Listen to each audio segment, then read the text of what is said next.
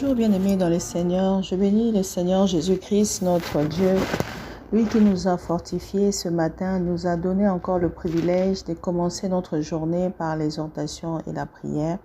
Que l'honneur, la gloire soit pour lui, notre Maître et notre conducteur, au nom de Jésus-Christ. Amen. Bien-aimés, nous allons partager dans le livre de 2 Corinthiens, les chapitres 10. Je vais lire à partir du 3e au 5e verset. Je lis au nom de Jésus. Si nous marchons dans la chair, nous ne combattons pas selon la chair, car les armes avec lesquelles nous combattons ne sont pas charnelles. Elles sont puissantes par la vertu de Dieu pour renverser des forteresses. Nous renversons les raisonnements, toute hauteur qui s'élève contre la connaissance de Dieu, et nous amenons toute pensée captive à l'obéissance de Christ. Bien-aimés dans le Seigneur, nous allons partager, nous allons nous exhorter avec notre sujet que nous avons intitulé « Amenons toute pensée à l'obéissance à Christ ». Oui, comme des enfants de Dieu, nous sommes appelés à amener toutes les pensées à l'obéissance de Christ.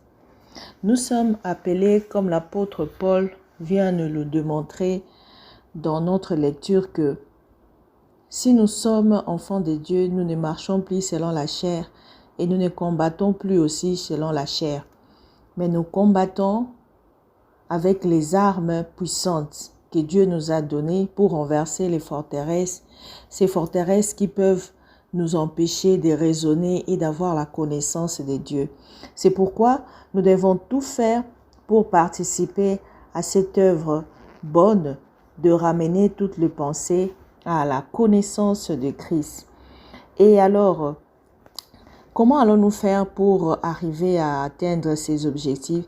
Nous devons premièrement savoir que le diable utilise toujours la ruse pour nous empêcher de connaître la vérité.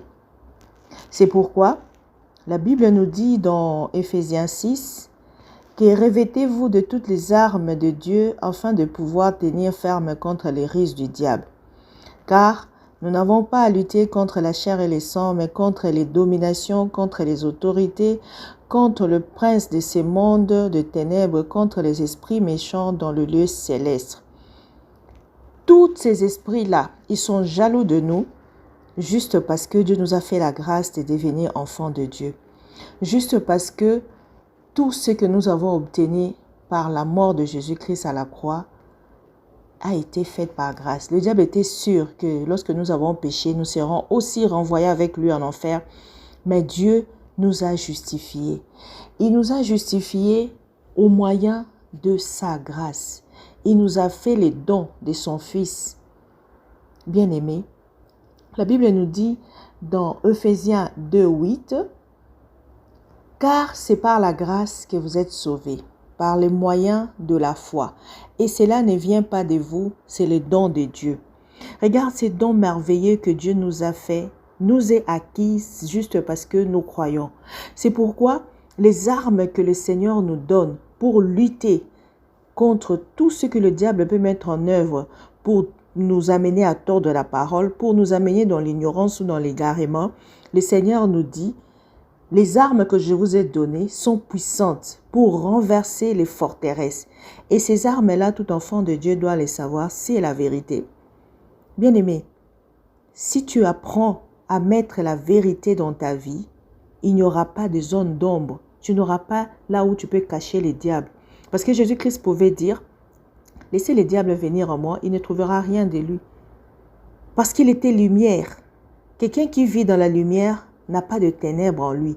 Quelqu'un qui dit la vérité, il n'a pas des ombres ou des zones cachées pour que le diable vienne prendre ça et brandir. Il nous a aussi donné la justice. Il dit que nous devons vivre dans la justice. Pas comme la justice de ce monde, mais vivre dans la justice, c'est savoir que nous sommes justifiés par Dieu. C'est la justice qui révèle que nous sommes enfants de Dieu. C'est une justice que nous avons acquis par la foi, c'est-à-dire nous devons mettre dans notre connaissance que nous n'avons pas été justifiés parce que nous avons accompli telle ou telle chose. Mais la justice ici, c'est accepter la justice de Dieu et pratiquer la justice de Dieu. C'est connaître que Dieu nous a donné toutes choses juste parce que nous avons manifesté la foi, nous avons cru en lui. Et il a fait de nous des justes. Bien-aimés, nous allons lire Romains 3, 21 qui nous dit « Mais maintenant, sans loi est manifestée la justice de Dieu, à laquelle rendent témoignage la loi et les prophètes. » Bien-aimés, nous étions sans loi et Dieu nous a donné la justice de Dieu, c'est-à-dire son Fils, c'est-à-dire celui qui est venu prendre notre place. Nous devons être condamnés. Mais lorsque nous prenons cette justice, nous témoignons que nous ne sommes pas dignes, que nous n'avons pas été appelés à être sauvés.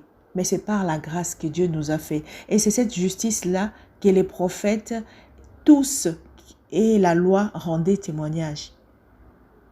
C'est pourquoi nous devons revêtir de la justice de Dieu pour que nous puissions lutter contre le diable. Parce que quand il viendra te brandir, que tu dois accomplir la loi pour être sauvé, toi tu lui brandis la justice.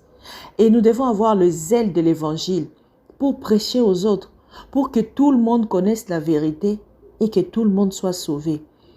Et marcher avec la foi, parce que sans la foi, personne ne peut lui être agréable. Pour que tu sois même sauvé, tu dois confesser Jésus-Christ comme ton Seigneur et ton Sauveur. Et cela s'est fait au moyen de la foi.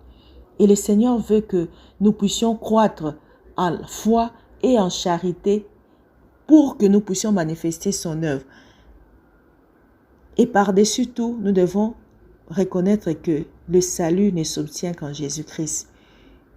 Vous voyez, Dieu nous a donné la vérité, la justice, les ailes de l'évangile, la foi, les saluts, la parole de Dieu pour que nous puissions lutter contre tout le ruse que le diable mettra autour de nous. Bien-aimés, pour lutter contre le ruse du diable, nous devons aussi savoir que chaque jour, l'Éternel nous appelle à annoncer la bonne nouvelle. Bien-aimé, la bonne nouvelle, c'est ce qui amène la guérison. Parce que quand Jésus-Christ, on lui a dit par les disciples de Jean, « Es-tu celui qui devait venir ?» Il a dit, « Allez dire à Jean, les aveugles voient, les boiteux marchent, les lépreux sont purifiés, les sourds entendent, les morts ressuscitent. » Et la bonne nouvelle est annoncée aux pauvres. La bonne nouvelle, c'est quoi? C'est la bonne nouvelle du royaume qui est venue nous montrer que Jésus-Christ nous a justifiés, non pas par la loi, mais par la foi en son Fils Jésus-Christ. Non pas par les œuvres, mais c'est juste par la foi. C'est pourquoi la Bible nous dit le juste vivra par la foi. Bien-aimés, que la grâce et la paix de Dieu soient multipliées en nous par la connaissance de Dieu et de notre Seigneur Jésus-Christ pour que nous ne puissions pas nous égarer lorsque le diable déploie son armée de l'ignorance en nous, lorsqu'il déploie son armée qui vient tordre la parole. Nous devons rester fermes et inébranlables car le Seigneur Jésus-Christ qui nous a justifiés a fait de nous ses enfants. Nous ne sommes plus esclaves. Nous devons maintenant être des gens qui marchent sachant que nous sommes héritiers par la grâce de Dieu, que nous avons obtenu notre justice, non pas au moyen de la loi, mais en croyant en son Fils Jésus-Christ. Et nous ne devons pas rejeter cette grâce, sinon Jésus-Christ serait mort en vain. Bien-aimés dans le Seigneur, si vous avez entendu la voix de Dieu, marchez selon les œuvres de l'Esprit et vous n'accomplirez pas les œuvres de la chair. Car le Seigneur est proche, la fin du monde est proche. L'Éternel a surabondé la foi et la charité au moyen de son Fils Jésus-Christ pour que nous puissions être bénéficiaires de ces choses.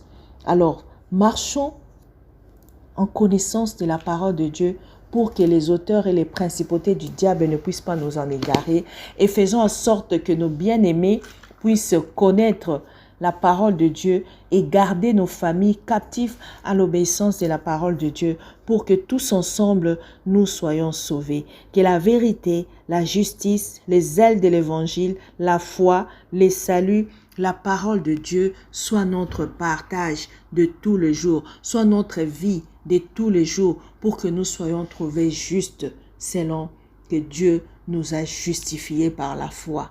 Au nom de Jésus-Christ, prie. Seigneur Jésus-Christ, mon âme te dit merci, mon âme te loue.